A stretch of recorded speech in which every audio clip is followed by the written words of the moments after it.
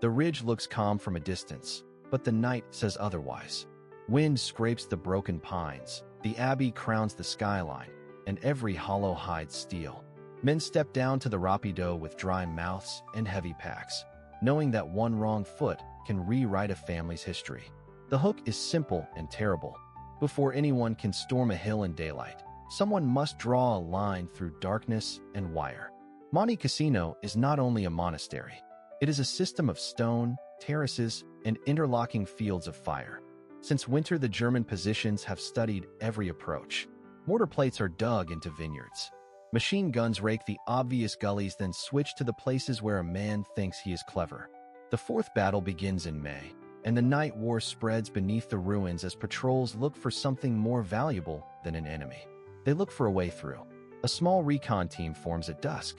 Poles from the 2nd Corps, sappers with mine prods strapped along their packs, and a Gurkha scout who has walked this ground before the last moon. No one speaks in the assembly area. A runner checks the field telephone line and tests the faint buzz at the handset. The briefing is practical. Cross the river where it bends against a gravel bar. Avoid the orchard under the terrace. Record every wire, stake, and flare pistol. Mark a lane if time allows. Return before first light with a path that a company can follow. The rapido is cold and fast. Rifles carry above the shoulders. Men move in threes. The lead sapper feels the gravel change to mud and signals a halt. A bamboo pole dips ahead of his boots. The tip touches wood, then steel. The German minefield begins not with a sign, but with a pattern. Tripwires sit knee-high for a running man and ankle-high for the careful one. The team works the margins, counting breaths, counting steps. An S-mine case waits in the weeds, its prongs like a dead plant. The sapper marks the danger with a cloth strip and a direction arrow pressed into mud. Far above, the Abbey silhouette cuts the stars. Mortars speak in fours and then are silent. The patrol learns the ground by absence. Where grass is unbroken, there is wire. Where earth is churned, there is recent traffic from a relief. The Gurkha scout reads the slope by smell and sound. Wet limestone means a runnel. Dry dust means exposed steps. He taps a shoulder and points to a terrace wall where a slot in the stones could hide a pistol flare. The team arcs wide. In later years, veterans will remember little details that never fit into maps. A Polish corporal remembers the taste of soap in his mouth from biting a strap to keep teeth from chattering. An Indian sapper remembers the way the mine prod hummed against a buried cap, a sound too faint to hear, yet real in his bones. A radio man remembers the cloth insulation of the field telephone line snagging on a thorn and the fear that the line would sing and give them away. These fragments shape a truthful picture of the night war. The patrol climbs toward Hill 593 and feels the ground squeeze. Interlocking arcs close their jaws. The correct answer is patience. The lead sapper anchors a white tape at a safe stake and feeds it forward hand to hand. When the tape reaches a terrace lip, he pauses for a full minute. A star shell blooms over the valley. Every man becomes a rock until darkness falls back into place. The tape moves again. Behind them, another pair sets empty sandbags as low markers that a following platoon can feel with boots. They find the gap just before midnight. It is not a gate. It is a narrow seam where two belts fail to overlap. The patrol maps it by counting paces and by angles to a shattered pine and a boulder shaped like a helmet.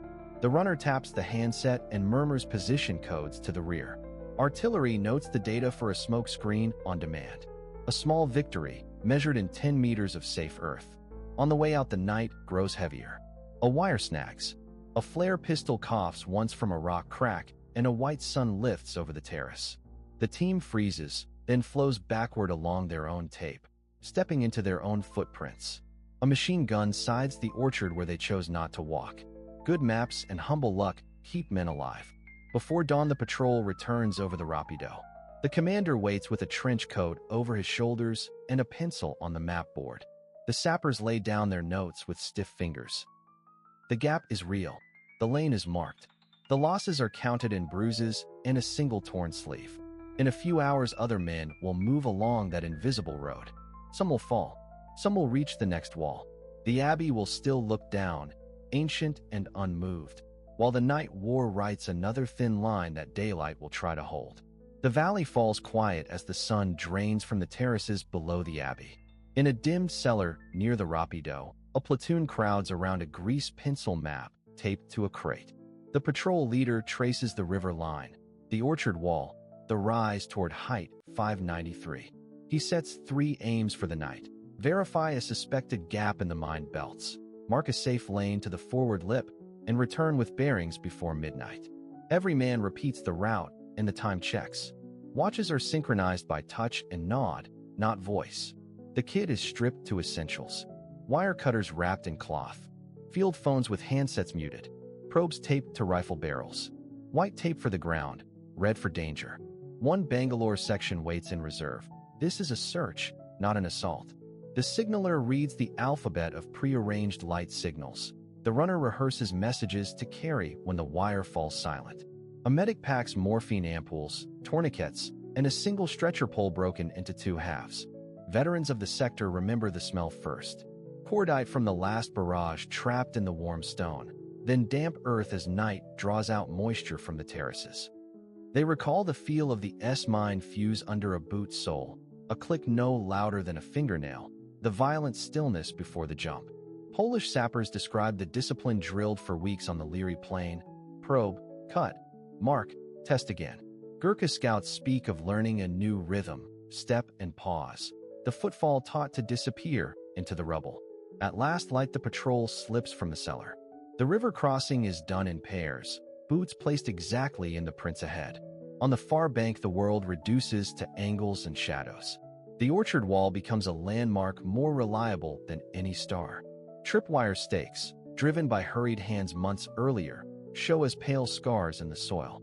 A sapper drops to a knee and draws a circle around a pressure plate with a blunt pencil. Another threads white tape along a path already taken, never ahead. A flare burns out of sight behind a ridge. Everyone freezes. The platoon breathes again, one lung at a time. A phone handset passes hand to hand, and a murmur tells the cellar that progress continues. Ahead, a shallow ditch hints at the suspected gap. The leading pair move to a crawl, palms fanning the ground. They find 2 cut wires, then a third that feels new. A bypass, not a gap. The leader draws the lane on a card with bearings to the Abbey Tower and to a blasted cypress he knows will still be there at dawn. When the first mortar search beat begins to walk the terraces, the patrol shrinks into the earth. The medic slides to a man nicked by shrapnel and seals the wound without a sound. On the way back the markers are set, white for safe, red for no step. Each length laid for the assault teams that will come before daybreak. The cellar door closes on mud, sweat, and the scratch of pencil on paper. The report is short.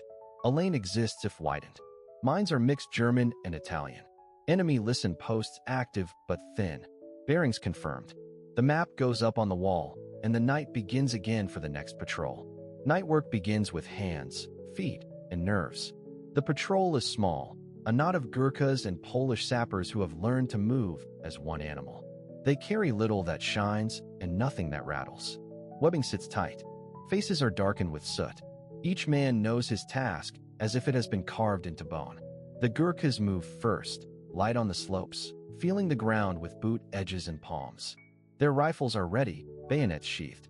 The kukri stays close, a tool as much as a weapon, useful for cutting wire that cannot be seen in the dark. Grenades ride high in pouches for a last-ditch fight. But the idea is not to fight at all. The idea is to be smoke, to be air. Behind them the Polish sappers come on in a low file. Every step is deliberate. One man pays out a thin telephone line that snakes back to the company. Another carries a reel of white tape to mark a safe path once it is found. There are wire cutters, wooden pegs, chalk for stones, and a probe fashioned from steel rod with a rounded tip. A compact mine detector rides with the second pair, its loop held low, its headphones clamped over a wool cap. A number 38 wireless set hums on a sapper's back, but the set stays silent unless the wire is cut or the officer demands a whisper. Training has taught a simple rule. The probe goes in at an angle, never straight down, because straight down is for fools. Soil speaks through the fingers. Loam gives one story, gravel another, clay another still. A sapper who once crossed these slopes in daylight remembers how his hands learned the language of earth until the numbness passed and sense returned. He trusted what the rod told him more than any map. The Gurkha corporal signals halt with 2 taps on a sleeve. Ahead, low pickets form a thin line that could be wire or just the ghosts of old fences. A Polish sergeant slides forward, slipping the probe in shallow arcs. Nothing. Then a faint resistance, too regular to be a stone. He freezes, breath held, and traces the circle of a buried lid. The team eases back. No need to lift. They chart it, peg the ground, and paint a tiny arrow on a rock with dull luminous paste. Tools pass hand to hand with care learned from long nights. A short Bangalore section is assembled for a strand of wire that cannot be crawled. The fuse burns soft. The charge cracks like a door slamming 2 valleys away. Silence rushes back. The telephone man whispers to the rear that the lane will be ready soon. By the time the first hint of pale sky touches the Abbey, the tape runs in a pale ribbon through scrub and stones. What the men carried has done its work. No heroics, only craft. Men and kit, tuned to the same quiet purpose, have bought a path where none existed, and the battalion will walk it before the sun gives the enemy their sight. The patrol kneels in a crouched line, breath frosting in the damp Italian night, while the sappers lay out what the ground can and will do to a human body. The German S-mine sits under a dusting of soil, a steel cup with prongs like a cruel plant. Pressure on the prongs, or a pulled wire releases a striker. A half heartbeat later, a black powder charge kicks the inner canister waist high, and at that height a second charge bursts a ring of steel balls. The effect is a storm at chest level. A Polish engineer who worked these fields in May 1944 notes that men learned to fear silence more than fire, because silence meant unseen metal waiting for a footfall. Italian fields around Cassino mix their own traps with German patterns. Wooden box mines hide under needles and chalk dust, nearly invisible to a detector because wood and glass give back no tone. Hollow tiles cover pressure plates in farmyards. Door latches accept a pull igniter with a hair of tension. A Gurkha scout remembers that the best detector is the body when it is still, fingers feeling for unnatural geometry, the straight line in a wild slope, the glint of a tin cap too regular for rock. The sapper method is patient, patterned, repeatable. Probe at shallow angle, from the body, never down onto the unknown. Mark each suspicion with a split stick and a scrap of white cloth. Trace wires to anchors driven into the earth with lazy curves that resist the wind. Tripwire fields rarely sit alone. The German habit is to lace S-mines ahead of anti-tank plates, so that men who rush to a crippled carrier meet bounding fragments. Booby charges sit under the first aid box on a wreck, under the ration tin in a ditch, beneath the loose stone on a mule track. Curiosity is fatal. Procedure is survival. There are sounds. The faint whisk of line under a boot, a tiny chime as a wire kisses a buckle, the hollow tap of probe against glass, the greasy creak of leather when everyone holds a breath and freezes. There are smells. Damp chalk, hot oil, the faint sweet note of explosive that the experienced pick up like a taste on the air. The patrol learns to map by scent and touch. They pass hand signals down the file, a language of palms and wrists. Stop. Mark. Bypass left. Lift only when ordered. A field phone whispers along a line unspooled behind them to a runner at the company switchboard. The line itself is a lifeline and a trip hazard, and the man carrying the reel walks with the care of a bomb maker. Facts anchor the night. S-mine kill radius exceeds its fragment radius because fear expands ground. Teller mine plates sit at shoe depth on terraced slopes. Italian pressure fuses can fail safe or fail deadly depending on moisture. Rain moves soil and resets tension. Every hour changes the field. The sappers log what they see in a pocketbook that smells of wet canvas. They record grid, type, depth, neutralized, or bypassed. The ledger will be used at dawn to draw a safe lane for stretcher teams and a second for ammunition mules. A man breathes out through his nose, presses the probe, finds a rim. He brushes with the side of a hand, not the palm, and reads the curve like braille. He pins the striker, backs out the igniter, pockets nothing, touches nothing else. He marks the corpse of the thing and leaves it for daylight. Another man treads into a geometry that is wrong and stops a tenth of a second before the wire comes tight. He steps back into his own footprint. The file waits while the sapper crawls under his legs, finds the anchor, rigs a hook, and cuts only when ready. The field gives up 1 more meter. By the time the rapido reflects the first gray light, the patrol has stitched a narrow, hesitant path through a living engine. The map gains 2 white tapes across a sea of doubt. The voices that will follow, stretcher bearers, signalers, riflemen, will walk that seam of safety because men tonight learn the anatomy of the minefield by touch, by patience, and by fear that never outruns discipline. The river is a dark ribbon pressed flat by the weight of the night. Reeds whisper, mud sighs, and the patrol kneels on the near bank while the current folds itself around their boots. A Polish sapper checks the tape on his thigh and the coiled line of the field telephone at his hip. A Gurkha scout taps 2 fingers to confirm he will lead the wait. No one speaks above a breath. Orders are passed by touch on the sleeve and short taps on a helmet rim. They slide into the rapido where the water takes the body at the knees and then at the waist. Rifles ride high. A Bangalore section waits behind them, but the patrol is to find a way without noise. A veteran sapper later recorded that he counted his steps in his head and kept his left hand on the bayonet, feeling for wire under tension. He remembered that the river smelled of iron and rotting grass, and that fear sharpened every nerve until the darkness felt granulated, like sand. On the far bank, the mud climbs mid-calf and tries to keep their boots. 2 men go forward with wire cutters, crawling on their ribs. The German wire is old in places, patched with fresh strands, and hung with tin markers that would clink if brushed. Beyond it, the first belts of mines begin. Italian patterns lie flat like biscuits. Wooden shoe mines hide from detectors. S-mines sit proud of the soil in little collars. The sapper corporal traces the ground with a probe angle shallow and patient. He finds the first pressure cap and paints it with a thumb of damp chalk. A path begins as a dotted argument through the weeds. A trip flare scrapes against a sleeve and coughs a pale bloom. The patrol freezes into the earth while the light hisses and dies. A machine gun farther up the bank wakes, searching with a lazy burst that takes the air apart in neat slices. They do not answer. The plan is to stay beneath the battle, not start it. A runner backs down the tape to pass the word that a lane is opening, 2 men at a time. By the hour before dawn, the lane bends through the last wire apron and drops into a drainage ditch that smells of cordite and clay. The field phone whispers when tested. Markers appear, low and mean, a code of knots and tape that only looks like trash to a distant eye. Behind them, the river keeps whispering, and the patrol turns their faces to the heights. The crossing is not a heroic charge. It is a craft. It is patience, nerve, and the slow knitting of a safe line across ground designed to kill.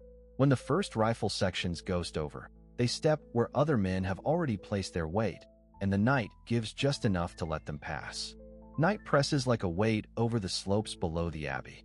The patrol moves at a crawl, 10 men stretched along a dark thread, each one hand on the shoulder ahead. No moon, only a cold smear of starlight. The officer counts heartbeats between steps to keep the column silent. A Gurkha scout pads forward, saws wrapped in sacking. Behind him, a Polish sapper cradles a probe, breath slow, ears hunting for the wrong sound in the earth. The air is sour with cordite from the day's barges and the animal stink of wet mules somewhere up the ravine. A diary from the Polish 2 Corps recalls raw wool coats soaked through, the chill working inside the joints, the taste of limestone dust with every swallow. Men learn the ground by touch. Fingers find the grain of a broken terrace wall, the greasy feel of a discarded ration tin, the slick thread of a telephone wire that leads back to a shattered post. The patrol halts. From the slope above comes the drag of loose shale, then stillness. They melt to the ground, faces in time and crushed grass. An Indian signaler strokes the handset of a field phone, counting slowly before a single click to test the line. Far off, an engine coughs once and dies. The night resets. At the first marked boundary, a sapper kneels. The probe dips, circles, and rests on metal not stone. An S-mine waits just below the crust. The man steadies his wrist. A hand signal runs down the file. Nobody breathes. He traces the prongs, brushes soil with a cold spoon, marks the rim with a loop of white tape. The gap is inches wide, but it is a start. The senses do the work that eyes cannot. Ears learn the scale of danger. Beetles ticking in grass, cloth whispering on webbing, the lethal song of a tripwire under tension.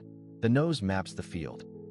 Creosote from stakes, machine oil near a position, damp earth newly turned. A veteran remembers how fear rebuses time. 10 seconds feels like a minute. A minute feels like a march. They move again.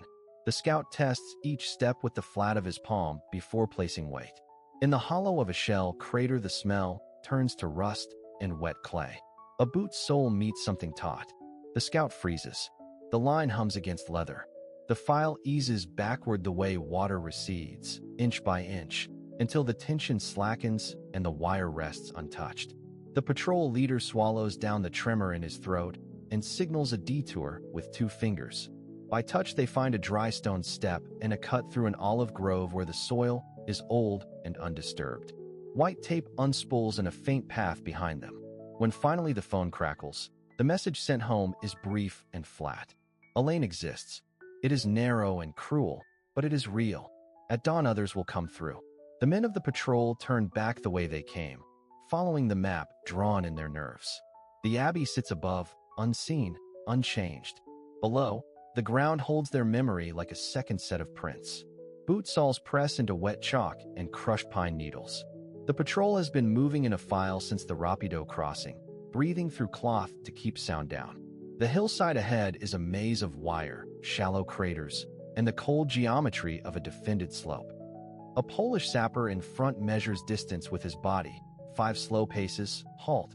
Left hand low, search with a bayonet tip for the next threat of danger. Somewhere above, the Abbey sits in the dark like a lid on a kettle. The first sign is small and ordinary. A taut strand at shin height, almost kindling thin. The sapper freezes. He lifts the line with a stick and traces it to a stake. The men behind hold the earth with their boots. A runner taps a field telephone handset twice. No voice. Only the reassurance of a circuit that still lives. A Gurkha corporal kneels, feels the soil for pressure plates, and points to a narrow cleft between 2 shattered stumps. That is the gap. Then it happens. A back man in the file shifts weight, and something metallic flicks. A tripwire buried under leaf mulch lets go with a sound like a snapped violin string. The world pauses, cruelly patient. 1 breath. 2.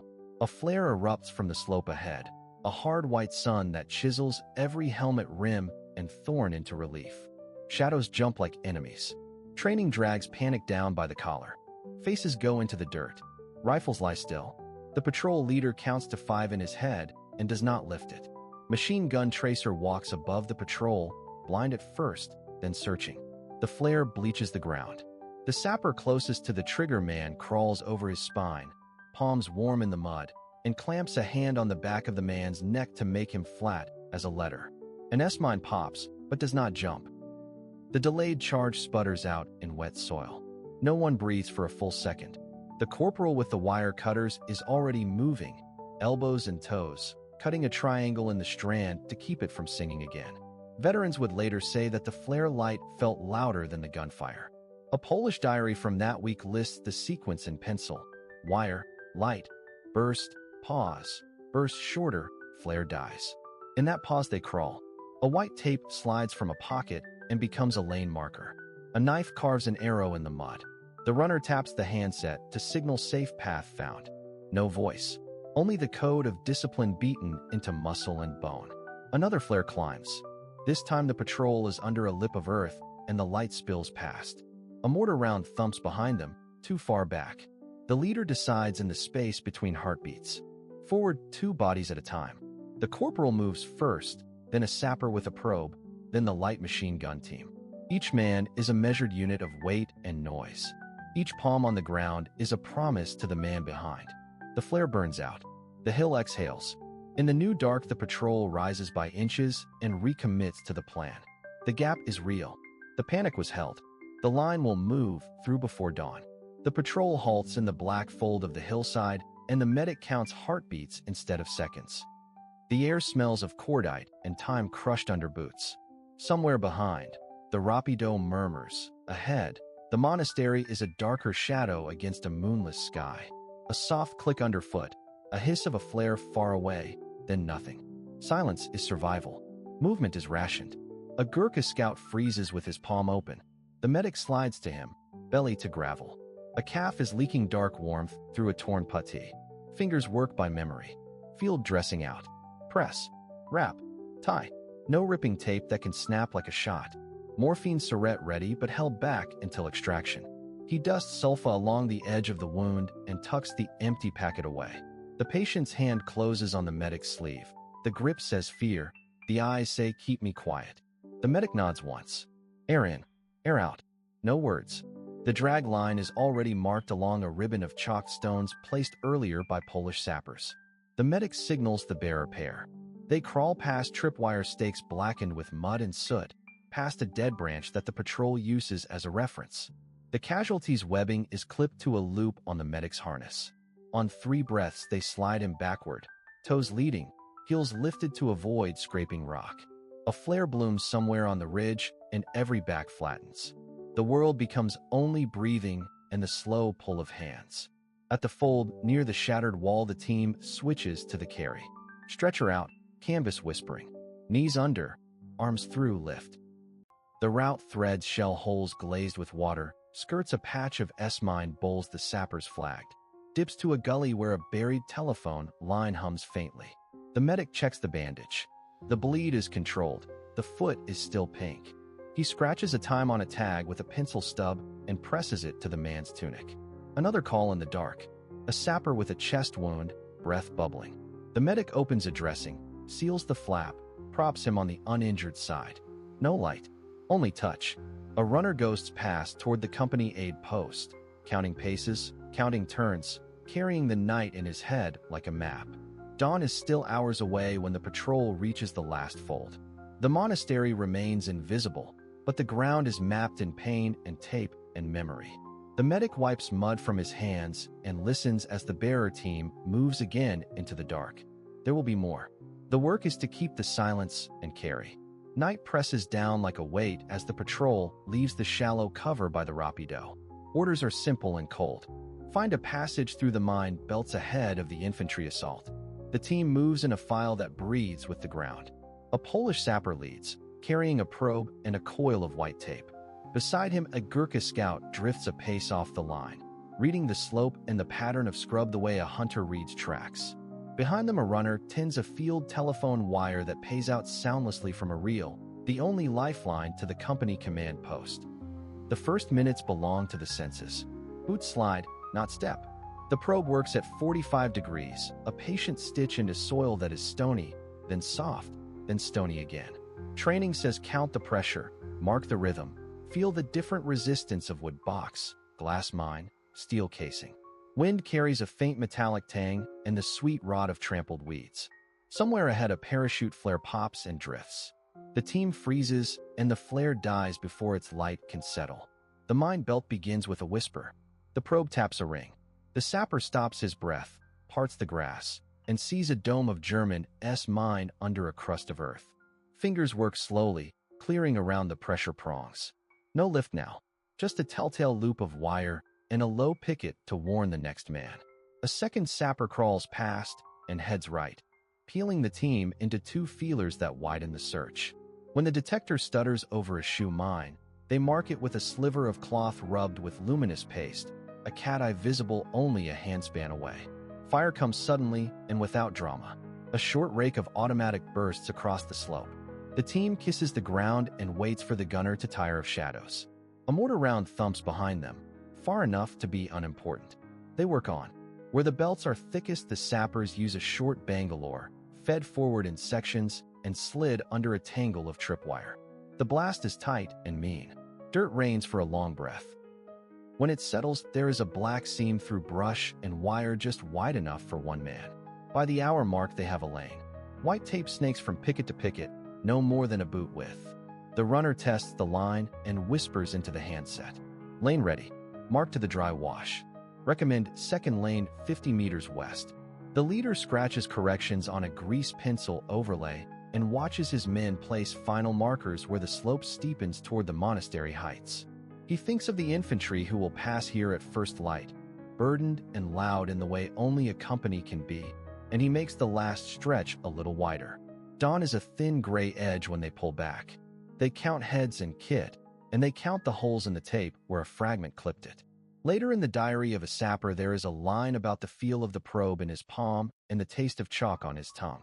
The record notes 1 wounded, no dead, lane confirmed by forward platoons at 0430, enemy fire light and inaccurate.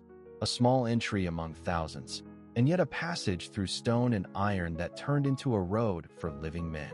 Night presses down across the slopes below the Abbey while the line holds in a shallow arc around a shell crater and a knot of shattered pines. The men are few and spread thin. A Polish sapper section and a Gurkha fire team have been told to keep the corridor cleared at all costs.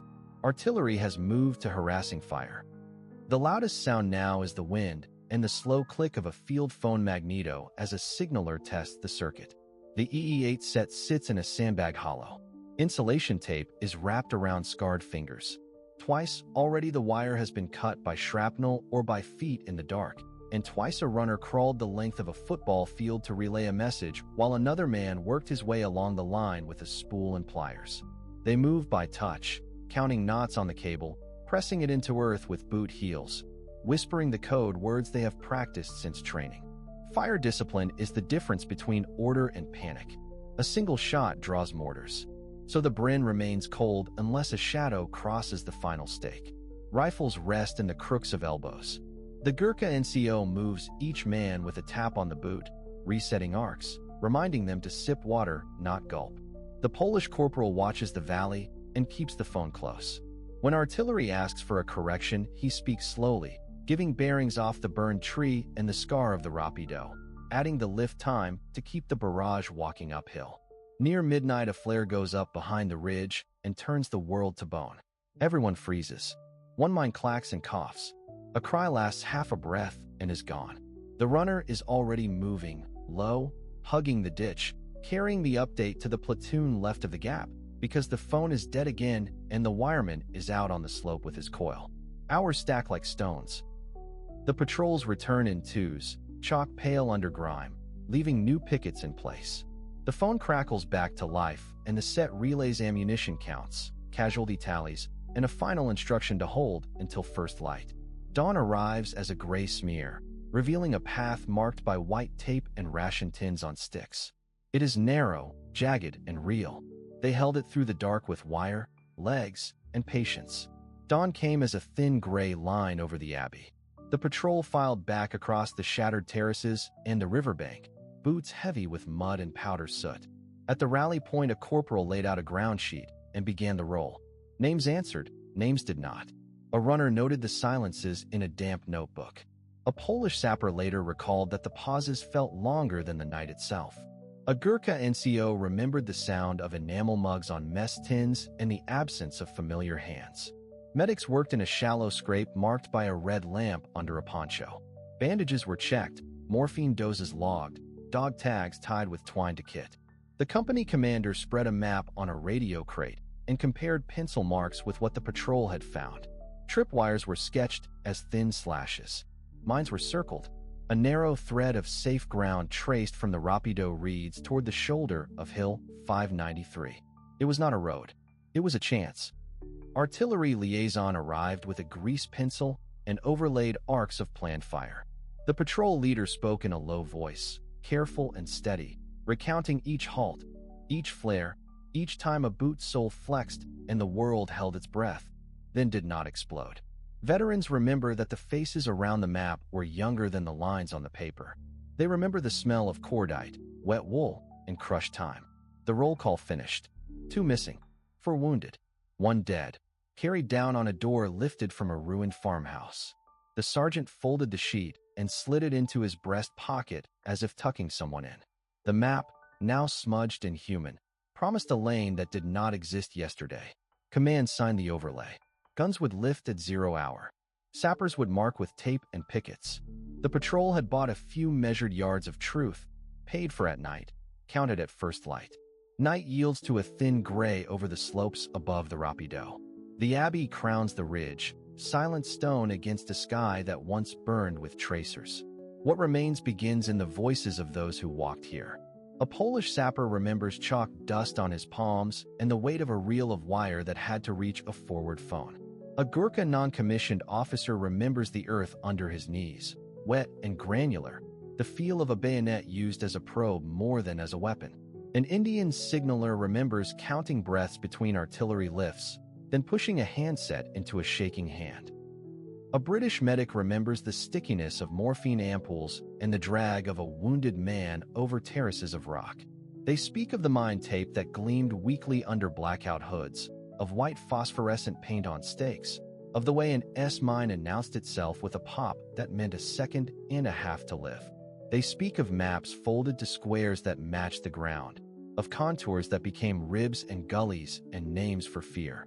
They recall the roll call at first light, the gaps where voices should have answered, the habit of memorizing safe lanes as if they were prayers.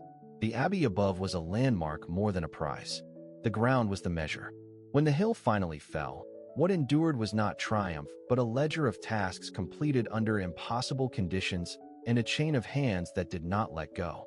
Today the wind moves through the cedars and across the Polish cemetery. Tape has rotted, stakes have rusted, but the lanes through the dark still run in memory, straight as lines on a map, leading the living back down the mountain.